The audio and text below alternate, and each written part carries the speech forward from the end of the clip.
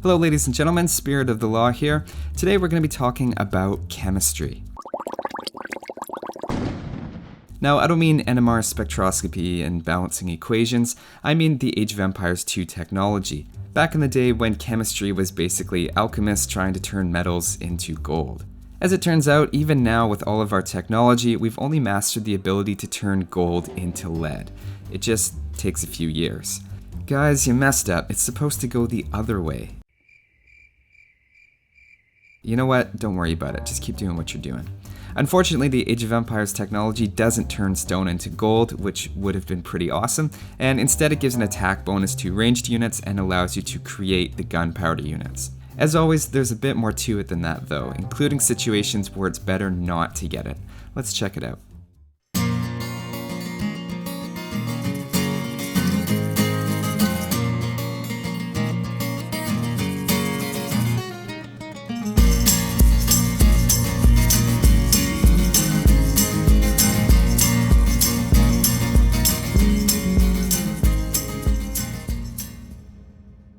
So first of all, let's see which units are getting the +1 attack boost.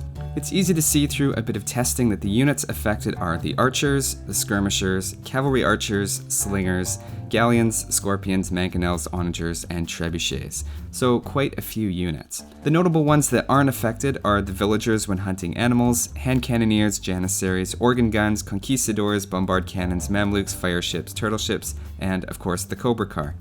Now besides the +1 attack, chemistry also changes the visuals of projectiles, and arrows and siege weapons affected by them seem to be lit on fire. Now that can give you potentially useful information about whether your opponent might be switching into some kind of gunpowder unit, or it can give you a sense of how on top of their upgrades they are. If for whatever reason you are unaware that your opponent reached the Imperial Age, this would be a visual indicator of that as well. There's something a bit strange going on with those onager projectiles though. Take a look at this shot before chemistry, and now take a look after. Before and after. Notice anything weird? What if we put them side by side and extend their range? Now it's very obvious that the projectiles are moving faster before chemistry. It seems to affect the mangonel and onager line, but not trebuchets, scorpions, or archers, and it's not affecting the reload rate. They're still in sync when they fire, it's just that the onager projectiles without chemistry move faster through the air. As a side note, this seems to have been fixed in the newest expansions, and is just in Age of Kings and Age of Conquerors. So now let's see in a real situation what that means. Looking at some onager shots at 8 range, the difference on normal speed is from 1.63 seconds to 1.97 seconds, or about 20% longer if we consider from the start of the firing animation to the instant the target takes damage.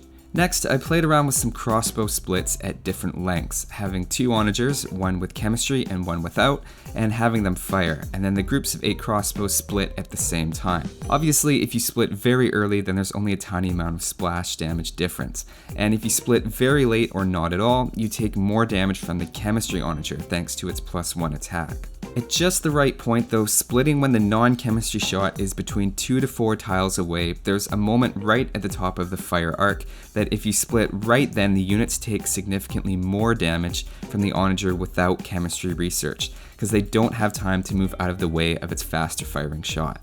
So read into that whatever you like, but to me, if you're going with onagers and you're backing them up with non-archer units, then I would say delay getting chemistry, since that +1 attack is pretty meaningless for a siege weapon, and you're theoretically just making things a bit harder on yourself to hit your targets. If, on the other hand, you're using archers to support your onagers, then of course get chemistry, and the archer's damage output will be noticeably higher because of it. So that's the effect on units, and now let's take a look at buildings. Starting with the castle, we notice its damage goes up from 30 to 34, so it's basically +1 for every arrow, although there's actually a more complicated story here that I won't get into right now. But strangely, the chemistry upgrade itself is invisible and not mentioned in the actual stats. It's a similar thing for the town center, and again it's not shown in the stats, but it's increasing every arrow by 1 attack. For bombard towers, the cannonballs still appear to be normal, and we might think that it's unaffected by chemistry, but it does increase the damage by 1. I wouldn't say it's a significant increase, but it does work as we would expect. Now, regular towers also go up by 1 attack per arrow as we expect, and it does reflect that in the stats. We could basically summarize by saying all of the defensive buildings benefit from it, although the town center and castle don't explicitly show you that. Again, in Forgotten Empires, we can see the stats now reflect that and correctly update after researching chemistry for both the town center and the castle. So those are the applications of the damage bonus for buildings. Let's wrap up with the tech tree role that chemistry plays. First of all, it unlocks most of the gunpowder units, except for the Janissary and Conquistador since they're unique units, and the Petard, of course. Specifically, you'll unlock the hand cannoneer from the archery range, bombard cannon from the siege workshop, cannon galleon from the dock, and the ability to research the bombard tower. It's also worth pointing out that some civilizations have chemistry-related bonuses, with the Turks getting it instantaneously for free in Imperial Age, Chinese having it for 60 food and 40 gold less, and the Malians and their allies getting it in 56 seconds instead of the usual minute 40. A bit of trivia for you is if a unit with chemistry is converted, it ends up keeping its attack boost, but whether or not it shows the fire animation on its projectiles depends on whether or not you have the technology.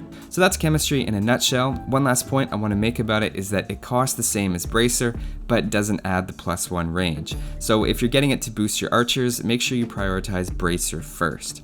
That's all for this one though. Thanks for watching, guys, and I'll see you next time.